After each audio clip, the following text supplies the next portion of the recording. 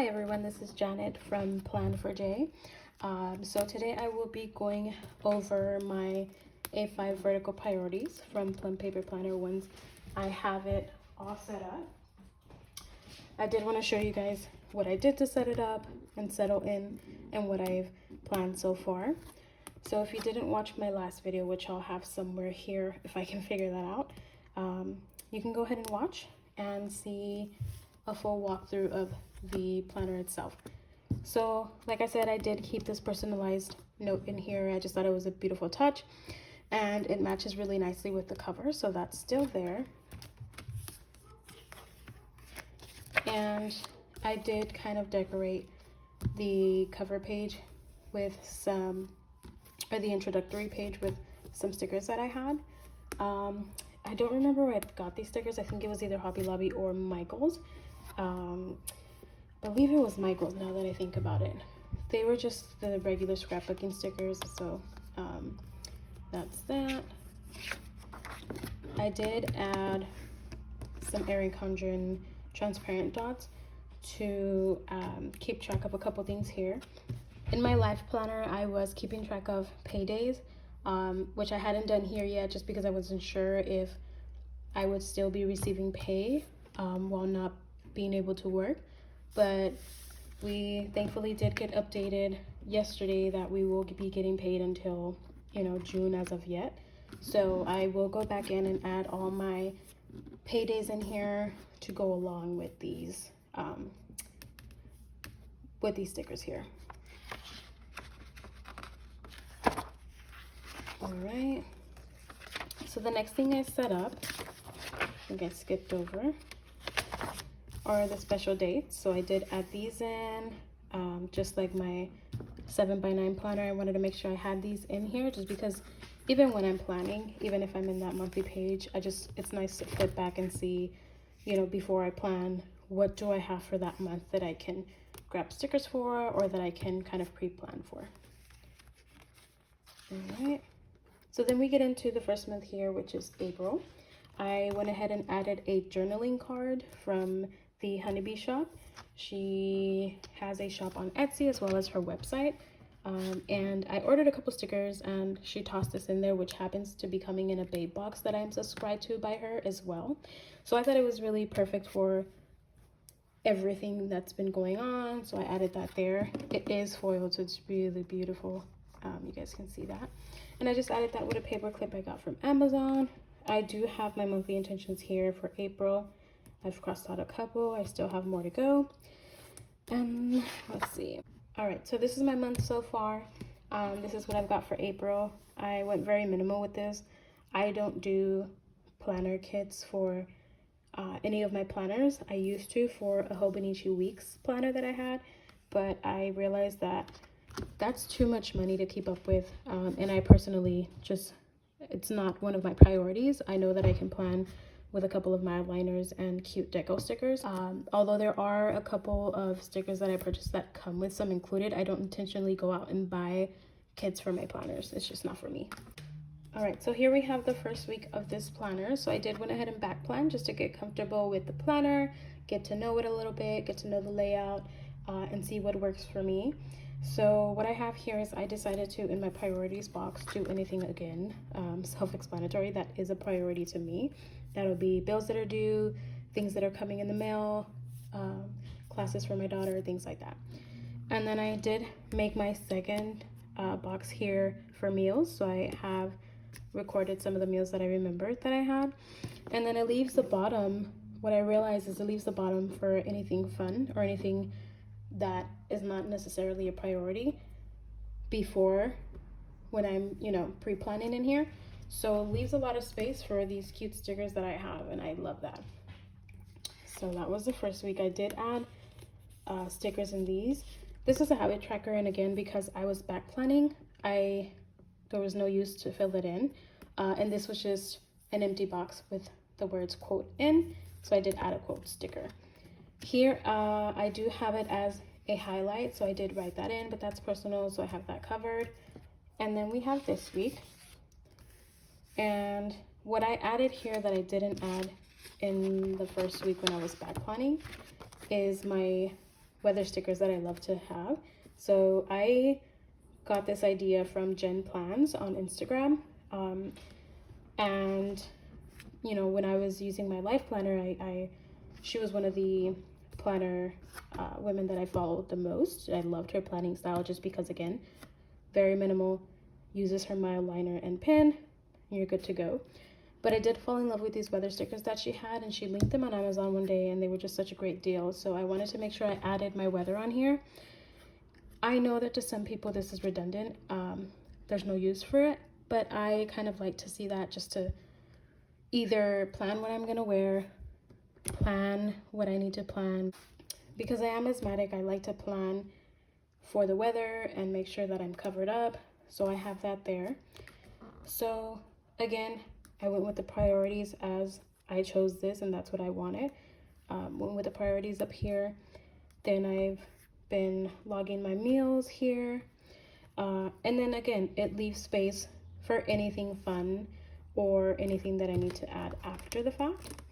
I'm not stuck with, you know, oh, I have to write, you know, I have to remember what happened this hour and I have to write it here. Like, I love being freed from the hours and just listing things as I go. So that's what I have so far. I did put some habits up here. My fiance's had a bad cold lately, so I was just monitoring that. He's been a lot better, so that's good. But I do monitor my asthma, my allergies, and my Instagram posts. Now that I started doing YouTube, I may change these out and include that there. And what I'm going to do here is just add in the count for followers and subscribers at the end of the week, each week, just to kind of track that, just so that I don't have to have another sheet to track. So then we get to the back. And of course, because I loved the add-ons, I have the same ones here, except for this time I have a shopping list. I haven't had the need to get any groceries yet, so this is still empty. But I did go ahead and start my budget add-ons. I did fill this in. Haven't filled this in. I just, you know, I'll do that soon. But so because these are add-ons, and you know, these planners are made to start whenever they want or whenever you'd want. They leave the month kind of empty, and you can write in the month. I had these really cute happy planner stickers that came with monthly stickers, so I went ahead and added the month for each one here. So the way I decided to use this is I have left this empty, as you can see, and what I'll do is I'm listing all my bills on this page here. And then on the bills add-on, I whited that out and I added expense tracker on here. So what I'm doing here is just logging all my expenses, and I have 2 pages of this, which is great. So essentially I kind of flip this, you know, bills on this side and tracking expenses on this side. So that's so far what I've done. The other thing, if we go back here to the home, so if you guys saw my video, the first page in this home tab, it kind of lists all your utilities, and it lists a place for you to name them, write your account number, their phone number, things like that. So I went ahead and filled that in, but I won't show that for the purpose of my privacy. But that is the only thing I filled in the home section so far. And here's that graph paper. So in these little tabs here, or this folder here, I did add a couple stickers, just that I like to have at hand. So I do have some stickers that came with the Petite Folio from Erin Condren. And then I have those Erin Condren transparent dots as well. So I keep these in here just because it's the perfect size. And then again, I did order 2 clear covers on, or clear page protectors for this. So right now I'm only using one. I just have a couple stickers in here that I'm gonna use, as well as my weather stickers that I use in the back, and some die cuts from Bookish Planning on Etsy, and the stickers that I just received from the Honeybee shop. So those are there just because I haven't figured out where to place them yet. They're so cute, I don't want to let go of them. So the last thing that I did to set up here was add my Erin Condren pin loop to the back of the first cover, this one here, just because I always use a Muji gel pen, and I like to have that handy, and it is in the .38 size. And I just like to have it handy here, you know, in any event that I may need to walk to a different room with this planner and eventually, you know, step outside of my house with it. I don't want to carry a huge pencil case, so it's nice to carry these here. So that's it. That's what I did to set this planner up so far. I did order the kind of bookmark here, or page keeper here, which is a ruler. I love this. Kind of reminds me of Iron Condren, but it feels more sturdier. So I definitely love that, and I love that it sticks out more and it says today, so I can just flip to whenever today's day is. So yeah, that's what we're at so far. I did want to mention, just in case anyone asks, the way that I use my stickers is I have them in these sticker books from Once More with Love. I did get these from Michael's when they did their collaboration. So I have all of my stickers in these books. This one contains some Happy Planner stickers, as well as a lot of stickers I got from Hobby Lobby. So you'll see those through here. This sticker book contains some stickers from certain sticker shops on Etsy, as well as other random stickers, so you guys will see that all throughout. A couple Happy Planner stuff in there, more of those Etsy ones, Happy Planner, and then we have Kina prints in here. Let's see what else we have. We have Hobby Lobby, Shine Sticker Studio, Wonton a Million. What else do we have? Yeah, and these are stickers from Very That on Instagram. I actually went to an event and met her, and I picked these up, so I love these. Have those in there too. These stickers I got from Little Tokyo here, and they're just really cute. I love these, so I wanted to make sure that I had these at hand. And the last one here has just kind of a little of everything. This one's for traveling. You'll see food, movie time, errands, things like that, birthdays, random weather, and payday.